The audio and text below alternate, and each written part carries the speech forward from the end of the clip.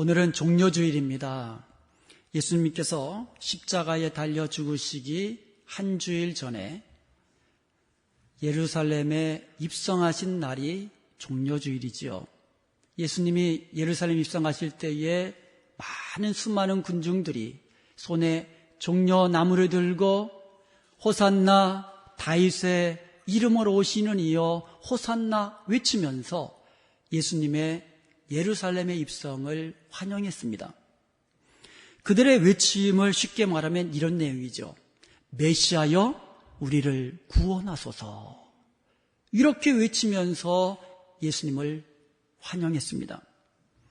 이렇게 예루살렘에 입성하신 예수님은 십자가에 달려 죽으심으로써 이 땅에서의 메시아 사역을 완성해 주셨습니다. 누가복음 4장 18절과 19절에 보면 예수님께서 공생애를 시작하시면서 나사렛에서 자신의 메시아 사역을 요약한 것을 이사야서 61장 1절에서 2절의 말씀을 가지고 설명해 주셨습니다. 가난한 자에게 아름다운 소식, 즉 복음을 전하며 포로된 자에게 자유를, 눈먼 자에게 다시 보는 것을 선포하며 눌린 자를 자유롭게 하며 주의 은혜의 해를 전파하신 것입니다.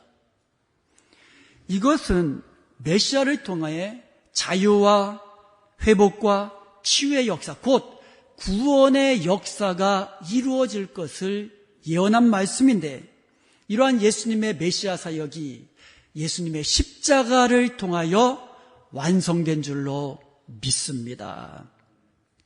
그런데 오늘 본문 10절에 보면 이런 복음을 듣고 구원을 받은 사람들에게 하나님께서 구원의 옷을 입혀주시고 공의의 겉옷을 더하여 주신다고 말씀하고 있습니다.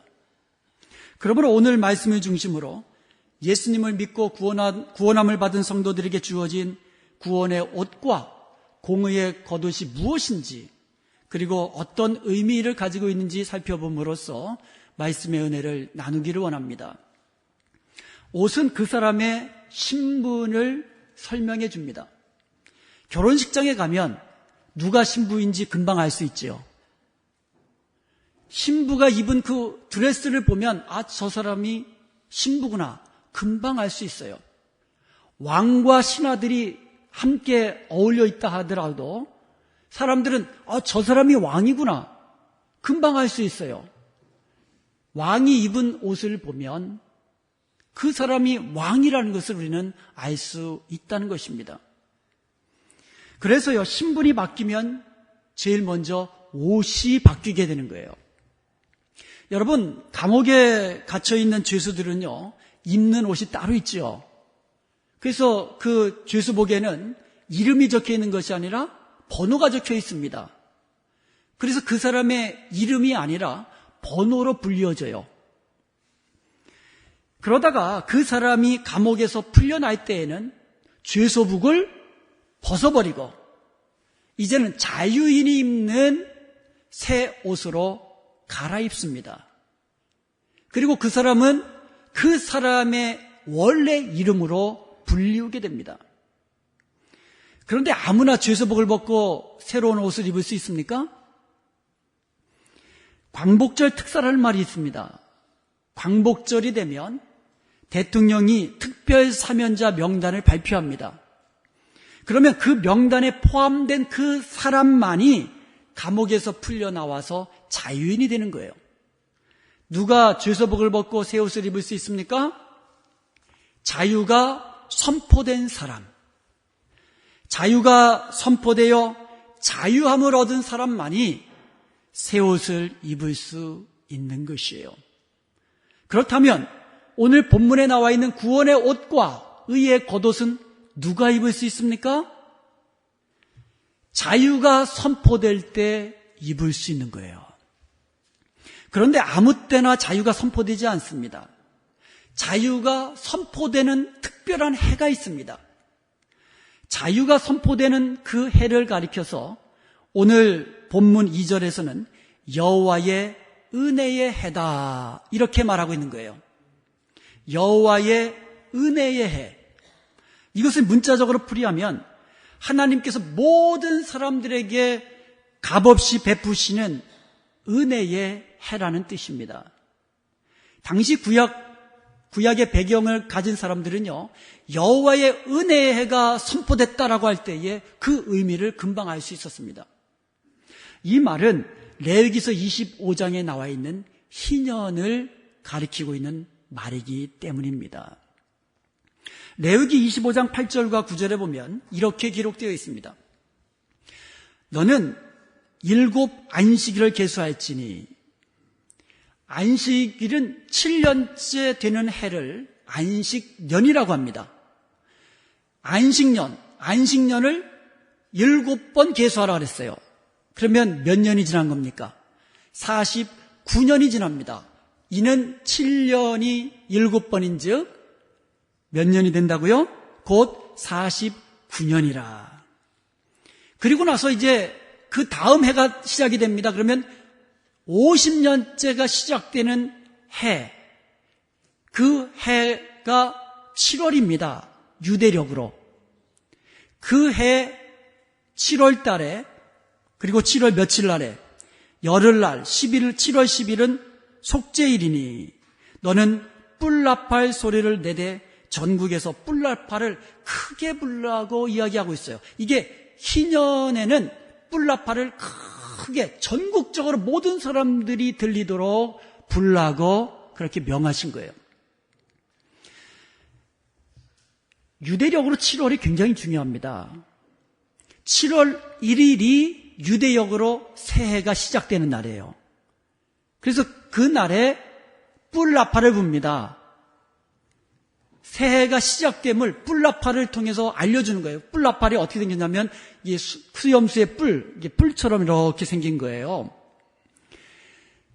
그런데 7월 10일은 대속죄일입니다. 아주 중요한 날이에요.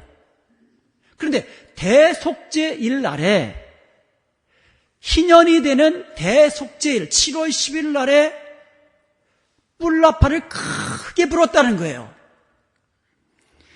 하나님께서 희년을 시작하는 날에는 대속죄일에 뿔나팔을 크게 모든 사람이 들을 수 있도록 뿔나팔을 불라고 이야기합니다. 그리고 나서 희년에 선포한 게 있어요. 레위기서 25장 10절에 보면 너희는 50년째 해를 거룩하게 하여 그 땅에 있는 모든 주민을 위하여 자유를 공포하라 이렇게 되어 있어요. 희년에 선포되는 것은 자유입니다. 희년에는 모든 사람 귀에 들리도록 뿔나팔이 크게 불면서 자유를 선포하는 거예요. 그러면 어떻게 되냐면 너희에게 희년이니 너희는 각각 자기의 소유지로 돌아가며 각각 자기의 가족에게로 돌아갈지라라고 이야기합니다. 자유가 선포되면 해방이 된다는 뜻이에요. 노임을 받는다는 뜻입니다. 그래서 영어로는 release 된다, liberty 이런 의미를 가지고 있는 말입니다. 노예를 풀어주어서 자유케 되는 거. 심지어 다른 사람에게 내 논밭을 팔았는데 그 논밭이 다시 원래 주인에게로 회복되는 거. 이것이 희년에 선포되는 자유입니다.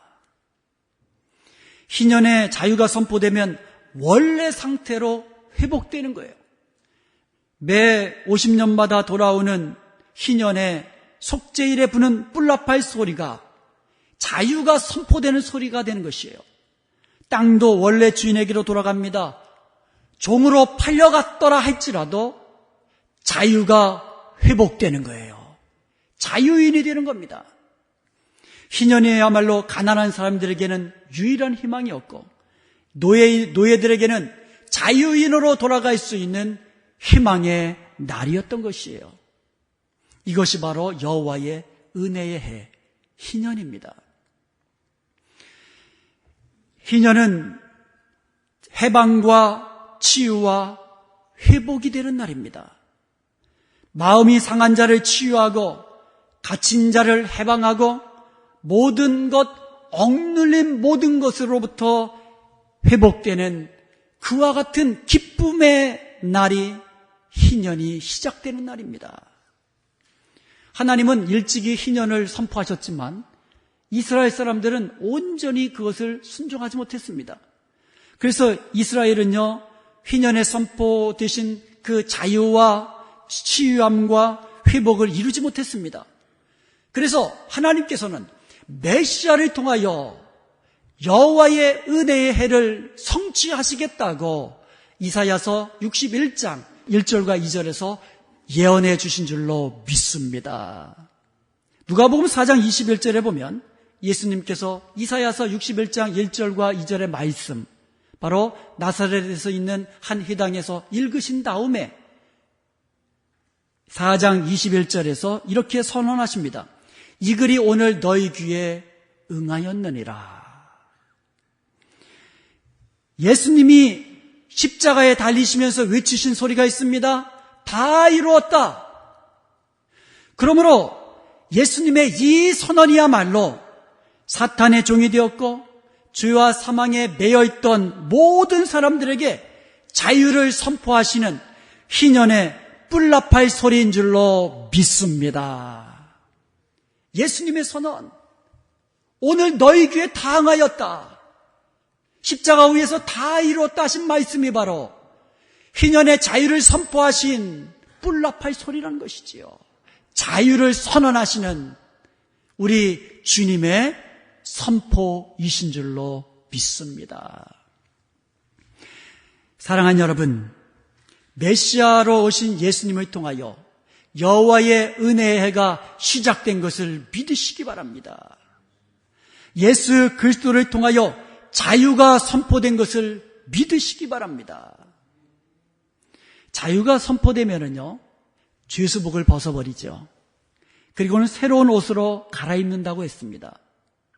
이사야서 64장 6절에 보면 우리는 다 부정한 자 같아서 우리의 의는 다 더러운 옷 같다고 말씀하고 있습니다. 모든 사람들은요, 부정한 사람이에요. 죄 있는 사람들입니다. 그래서 그 사람들이 입고 입는 의는 다 더러운 옷과 같다 그랬어요.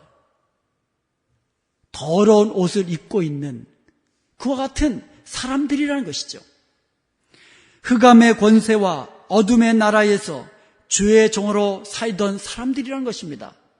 그런 사람들이 예수 그리스도의 십자가의 은혜로 복음을 듣고 새롭게 된 이후에는 더러운 옷을 다 버리고 하나님이 주신 구원의 옷과 공의의 겉옷을 더하여 입은 줄로 믿습니다. 이제 예수 그리스도의 십자가로 저와 여러분은 해방된 사람들이에요. 자유함을 얻은 사람들입니다. 이렇게 자유함을 얻은 사람들이, 자유함을 입은 사람들에게 하나님께서 입혀주신 옷이 구원의 옷과 의의 겉옷이라는 말씀이에요. 여기서 구원의 옷은요, 하나님께서 예수님을 믿음으로 자유함을 얻은 사람들에게 입혀주시는 옷이 구원의 옷이에요. 저와 여러분이 예수님을 믿고 구원함을 받은 줄로 믿습니다. 그러면 우리에게 하나님이 입혀주신 옷이 구원의 옷이라는 겁니다. 구원의 옷을 입은 사람들은 하나님 나라 천국 시민이 된 줄로 믿습니다. 감옥에 갇혀있는 자들이 아니라 이제는 자유함을 얻어서 하나님 나라로 옮겨져서 하나님 나라 천국 시민이 된 줄로 믿습니다. 천국 시민이 입는 옷이 구원의 옷이에요. 마태복음 22장에 보면 임금이 자기 아들을 위해서 혼인잔치를 벌이고요, 종들을 보내가지고 만나는 사람들마다 혼인잔치 참석하라고 초청을 합니다. 그래서 혼인잔치 예식날 보니까는 수많은 사람들이 초청받아서 몰려왔습니다. 그 임금은요, 혼인잔치에 참석하는 사람을 위하여 특별하게 예복을 준비해 놓았습니다. 그래서 혼인잔치에 참석한 사람들은 누구든지 그 예복을 입고 혼인잔치에 참석하도록 그렇게 한 것이에요. 그런데 손님 가운데 한 사람을 보니까 예복을 입지 않고 자기 옷을 그냥 입고 있는 거예요. 그것을 본 임금은 그 예복 입지 않은 사람을 내어 쫓아버렸습니다. 여러분, 누가 천국에 들어갈 수 있습니까? 자기 옷을 입고 있는 사람은 천국에 들어갈 수 없어요. 하나님이 입혀주신 구원의 옷을 입은 사람만이 천국에 들어갈 수 있는 줄로 믿습니다. 나 자신의 아무리 선한 행실로 치장을 한다 할지라도, 아무리 내가 이 땅에서 의롭게 살았다고 자부하면서 하나님 앞에 선다 할지라도 하나님 앞에 설 수가 없어요. 천국에 들어갈 수 없다는 것입니다. 어떠한 공로나 인간 스스로의 힘으로는 천국에 들어갈 수 없는 것이에요. 이 땅의 종교와 사람이 만든 철학, 이와 같은 도덕적인 윤리적인 삶을 통해서는 천국에 들어갈 수가 없다는 말씀이에요. 누가 천국에 들어갈 수 있습니까? 예수 그리스도의 십자가의 복음을 듣고 믿고 구원받음으로 인하여서 하나님이 입혀주신 구원의 옷을 입은 사람만이 천국에 들어갈 수 있는 줄로 믿습니다. 이것은요, 정말 우리에게 놀라운 은혜가 됩니다. 놀라운 은혜가 돼요. 왜 그렇습니까? 저와 여러분은 이제는 언제 죽어도 구원의 옷을 입고 있기 때문에 언제 죽어도 우리는 눈을 뜨면 하나님 계시는 천국에서 눈을 뜨게 되는 것을 믿으시기를 축원드립니다. 구원의 옷을 입고 있다는 것을 믿는다는 것은 구원의 확신을 가지고 있다는 뜻이에요. 여호와의 은혜의 해가 예수 그리스도를 통하여 선포됐습니다. 예수님의 십자가의 죽으심으로 인하여서 이제 저와 여러분에게 자유가 선포된 것을 믿으시기를 축원드립니다. 이것을 믿으시기 바랍니다. 예수님의 십자가를 믿으시기 바랍니다. 이것을 믿는 자가 구원의 옷을 입게 되는 거예요. 그러므로 이제는 구원의 확신 속에서 담대함과 평안함을 누리며 사는 저와 여러분이 될 수 있기를 주님의 이름으로 축원드립니다. 그리고 공의의 겉옷은요, 하나님께서 예수님을 믿음으로 구원 얻은 사람들에게 더하여 주신 옷이 공의의 겉옷입니다. 자, 예수님을 믿고 구원받은 사람들에게 구원의 옷을 입혀주신다 그랬어요. 구원의 옷을 입고 있는 사람들에게 겉옷을 더해 주신 거예요. 그 겉옷이 뭐라고요? 공의의 겉옷이라고 되어 있습니다. 이전의 개역 한글 성경에서는 의의 겉옷이라고 되어 있습니다. 이렇게 번역되어 있어요. 우리가 보통 하나님을 공의의 하나님, 공의로우신 하나님이라고 이야기합니다. 이것은요, 죄인은 심판하시고 의인에게는 상급을 주시는 그런 하나님의 속성을 공의라고 이야기합니다. 그래서 저는요, 이 본문에 나와 있는 공의의 겉옷을 의의 겉옷이라고 번역하는 것이 개인적으로는 더 나은 번역이다 이렇게 생각을 합니다. 그런데 중요한 것은요, 공의의 겉옷이니 의의 겉옷이니 뭐 이렇게 번역하는 이것이 중요한 것이 아니라 구원의 옷을 입고 있는 사람, 예수님을 믿고 구원받아서 구원의 겉옷을 입고 있는 그 사람에게 하나님께서 의의 겉옷을 더하여 주셨다는 사실이에요. 이것을 심어주신 의라고 합니다. 심어주신 의. 이게 무슨 말이냐면 본문 10절에서는요, 공의의 겉옷을 입혀주시겠다고 하시면서 11절에 보면 땅이 싹을 내고 동산이 거기 뿌린 것을 움돋게 함같이 동산에다가 씨를 뿌린 것을 이제 비유로 설명하시면서 주 여호와께서 공의와 찬송을 모든 나라 앞에 솟아나게 하시리라 이야기합니다. 하나님께서 구원받은 이 성도들에게 의의 씨앗을 심어주신다는 거예요. 그 심령에. 그래서 그 의의 씨가, 심겨진 그 의의 씨가 이제는 자라나고 움이 쏟고 새싹이 나고 열매를 맺게 된다는 말씀이에요.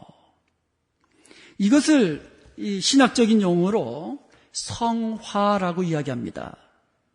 성화는 거룩함으로 날마다 주님 닮은 모습으로 닮아가는 이 성화는 누가 이루어갈 수 있습니까? 하나님께서 의의 겉옷을 더하여 주신 그 은혜가 있기 때문에 그 은혜를 힘입어서 우리는 이 땅에 사는 날 동안에 주님 닮은 거룩한 모습으로 날마다 자라날 수 있는 줄로 믿습니다. 베드로후서 1장 4절에 보면 하나님께서 우리에게 주신 보배롭고 지극히 큰 약속으로 말미암아 우리가 정욕 때문에 세상에서 썩어질 것을 피하여 신성한 성품에 참여하는 자가 되게 하셨다고 말씀하고 있습니다. 신성한 성품, 이것을 개역 한글 성경에는 신의 성품이라고 번역했어요. 신의 성품, 하나님의 성품, 거룩한 성품에 참여하는 자가 되게 하시겠다고 말씀하신 거예요. 오늘 본문 3절에서는요, 가난한 자에게 아름다운 소식이 선포되면 자유와 치유와 회복의 역사가 일어나는데 그 결과 의의 나무, 곧 여호와께서 심으신 그 영광을 나타날 자가 된다고 말씀하고 있습니다. 잘 보세요. 여호와의 은혜의 해 휘년에 자유가 선포됩니다. 그 자유가 선포되면 구원의 옷을 입게 됩니다. 구원의 옷을 입을 뿐만 아니라 그 속에 하나님의 거룩한 성품,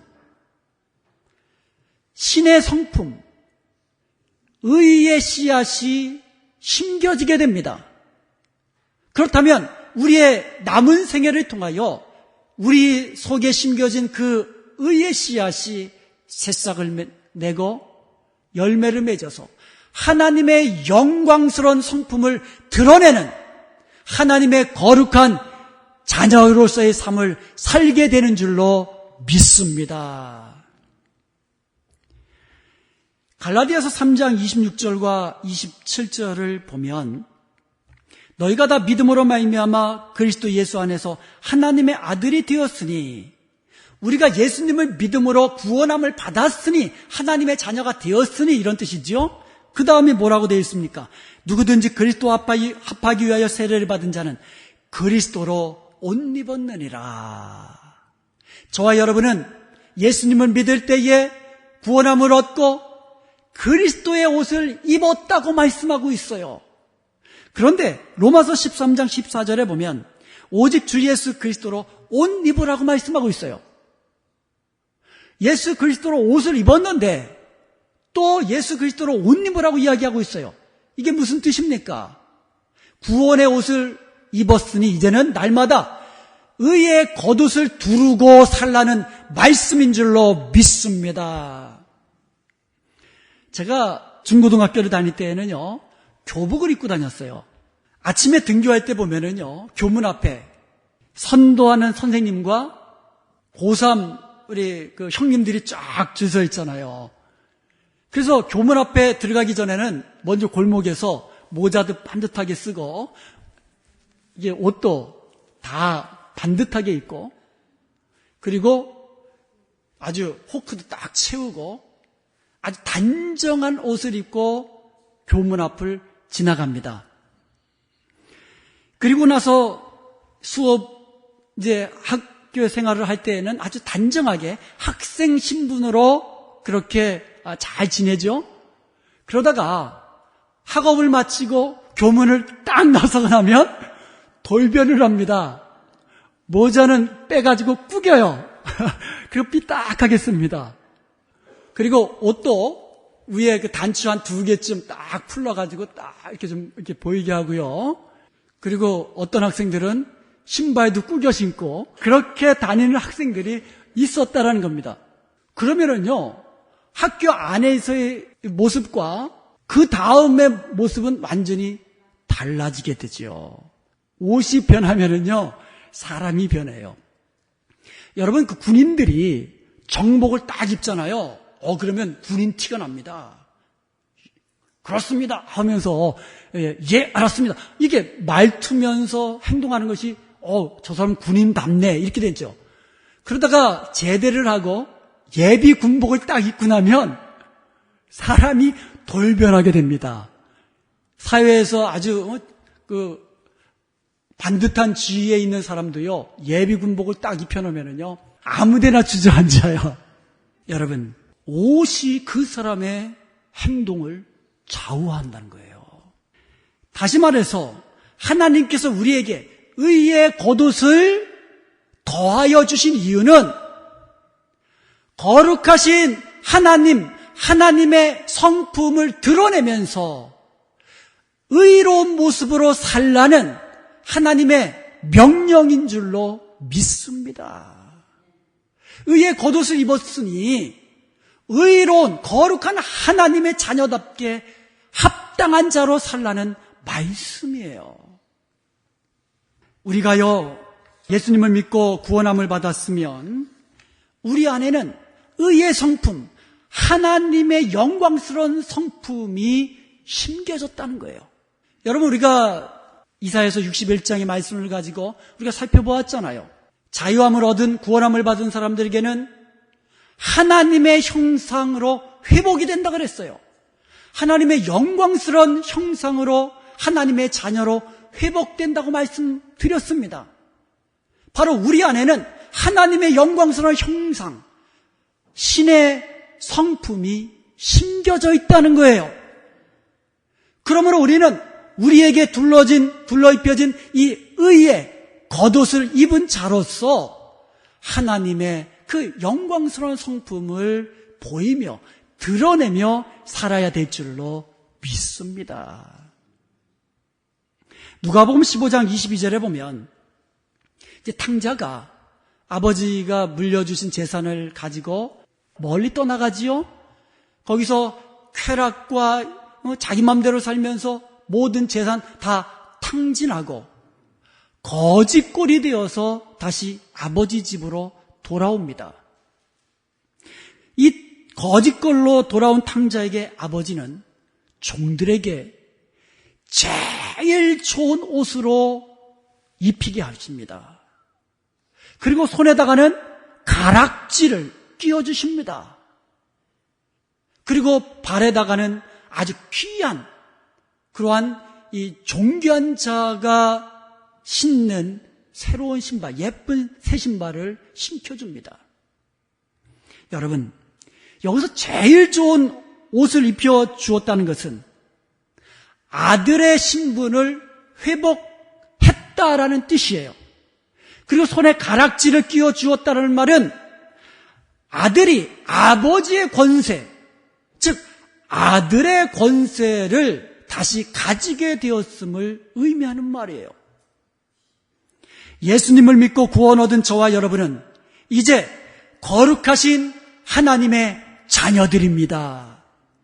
구원의 옷으로 새로 입은 하나님의 자녀가 되는 권세를 가진 하나님의 자녀인 것을 믿으시기 바랍니다. 그러므로 이제는 더러운 옷을 벗어버려야만 합니다. 그리고는 구원의 옷과 의의 겉옷을 입은 하나님의 자녀답게 새로운 삶을 살아야 될 줄로 믿습니다. 끝으로 로마서 13장 12절에서 14절을 보겠습니다. 밤이 깊고 낮이 가까웠으니 그러므로 우리가 어둠의 일을 벗고 어둠의 일을 벗으라고 이야기합니다. 구원받은 저와 여러분은 어둠의 일을 이제는 벗어버려야만 합니다. 여기서 벗는다는 말 헬라어 동사 아포티셈이라는 말은 완전히 떼어내어 던져버린다라는 뜻을 가지고 있습니다. 구원의 옷을 입은 저희들, 의의 겉옷을 더하여 입은 저희들은 이제는 옛날에 입던 그 더러운 옷은요, 완전히 떼어가지고 벗어 아예 던져버려야 될 줄로 믿습니다. 우리가 던져버려야 할 더러운 옷은 뭐라고 되어 있습니까? 썩어져가는 구습을 쫓는 옛사람이 행하던 어둠의 일이라고 이야기합니다. 방탕함과 술취함과 음란과 호색과 다툼과 시기를 던져 버려야만 합니다. 정욕을 위하여 행하던 육신의 일들을 내버려 버려야만 합니다. 그리고는 구원의 옷으로, 의의 겉옷으로 입어야 한다고 말씀하고 있어요.